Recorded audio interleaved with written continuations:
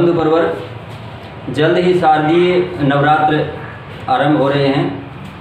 इनकी निर्णायक तिथि के बारे में आप सभी को कोई संशय ना रहे तथा इस बार नवरात्रों का स्वरूप कैसा रहेगा, साथ ही देश व विदेश में इनका क्या प्रभाव रहने वाला है, इस बार नवरात्र में कौन से विशेष योग बन रहे हैं जिनका हम लाभ उठा सकते हैं, और किस समय और कब रहेगा घट स्थापना का शुभ मुहूर्त। इसके अतिरिक्त इस बार माता किस वाहन से आ रही है और माता की विदाई कौन से वाहन से होगी, और भी बहुत कुछ जानने के लिए हम जानते हैं ज्योतिषाचार्य श्री कृष्ण कुमार शर्मा नावा से।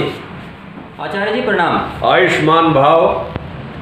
आचार्य जी, शीघ्र ही शारदीय नवरात्रों का आगमन हो रहा है, तो इस बार नवरात्र कब से प्रारंभ हो रहे हैं और उस दिन घट स्थापना का समय क्या रहेगा। माता दुर्गा को आदि शक्ति कहा जाता है। शक्ति दायिनी माँ दुर्गा की आराधना के लिए साल के 2 पखवाड़े बेहद महत्वपूर्ण माने जाते हैं, चैत्र नवरात्र और शारदीय नवरात्र। चैत्र नवरात्र चैत्र माह में मनाया जाता है, जबकि शारदीय नवरात्र आश्विन मास में मनाया जाता है। नवरात्रों में माँ दुर्गा के 9 रूपों की पूजा की जाती है जी। इस बार अधिमास के कारण नवरात्र देरी से आ रहे हैं। हाँ जी। यानी 17 अक्टूबर से इस बार शारदीय नवरात्र शुरू हो रहे हैं और 24 अक्टूबर को संपन्न हो जाएंगे। तिथियों का उतार चढ़ाव होने से ऐसा इस बार हो रहा है। संख्यावाचक नवरात्र 9 ही हैं, लेकिन तिथि के चलन से 24 अक्टूबर को अष्टमी और नवमी का त्योहार एक ही दिन रहेगा। जी महाराज जी, तो घट स्थापना का समय क्या रहेगा।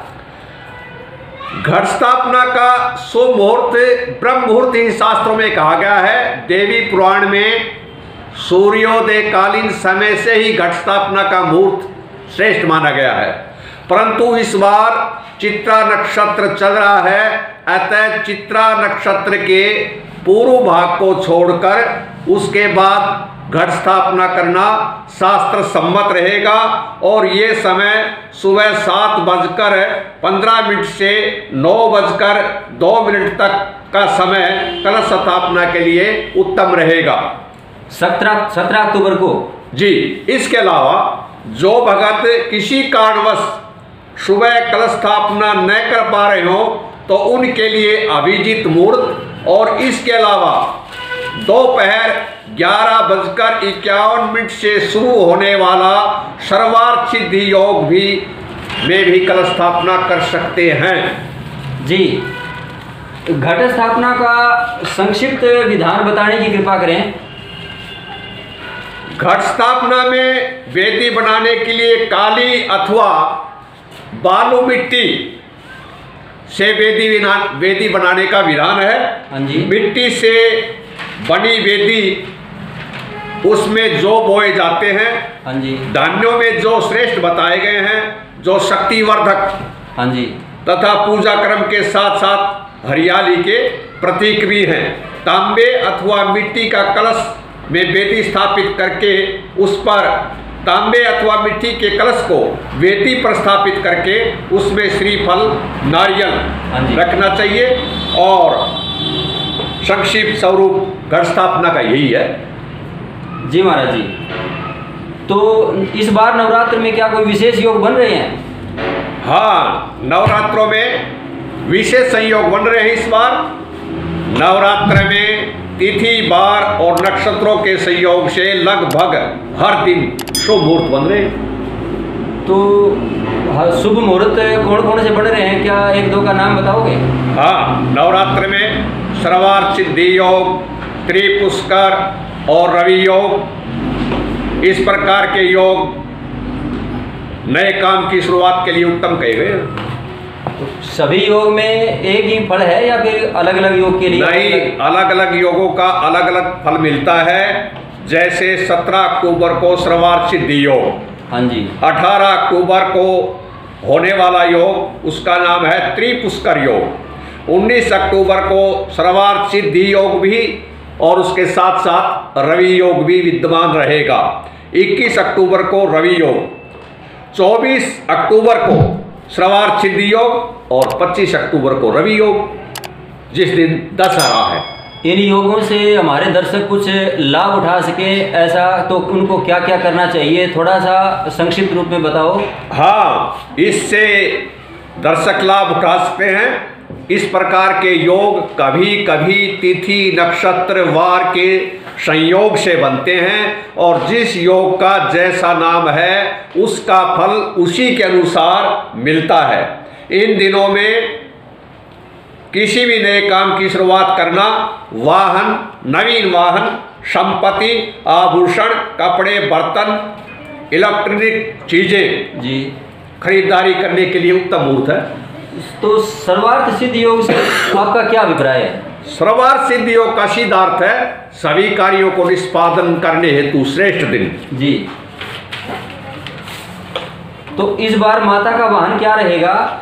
इस बार माता नवरात्र शनिवार से प्रारंभ हो रहे हैं, तो माता किस वाहन से आ रही है और माता की विदाई कौन से वाहन से होगी? इस बार माता का वाहन अश्व घोड़ा रहेगा, जो कि कहीं भी उत्तम फल का कारक नहीं है। यानी इस प्रकार के वाहन से कहीं भी शुभ फलों में कमी आ सकती है।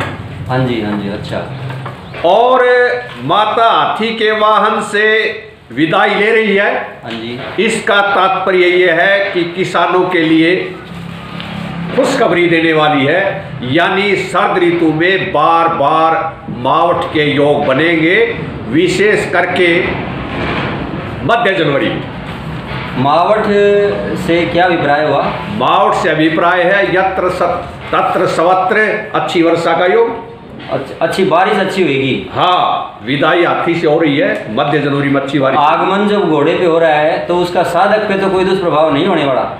साधक पर कोई दुष्प्रभाव नहीं होने वाला, लेकिन इसका प्रतिफल अच्छा भी नहीं है। इस बार नवरात्र तो पूरे 9 ही बता रहे हो और अष्टमी और नवमी एक ही दिन आ रही है, ये क्या हुआ? इसका कारण तिथियों का उतार चढ़ाव है। यानी तिथियां अपने नियम से बनती हैं और नियम से चलती हैं। सूर्य उदय होते समय तिथि का निर्माण होता है।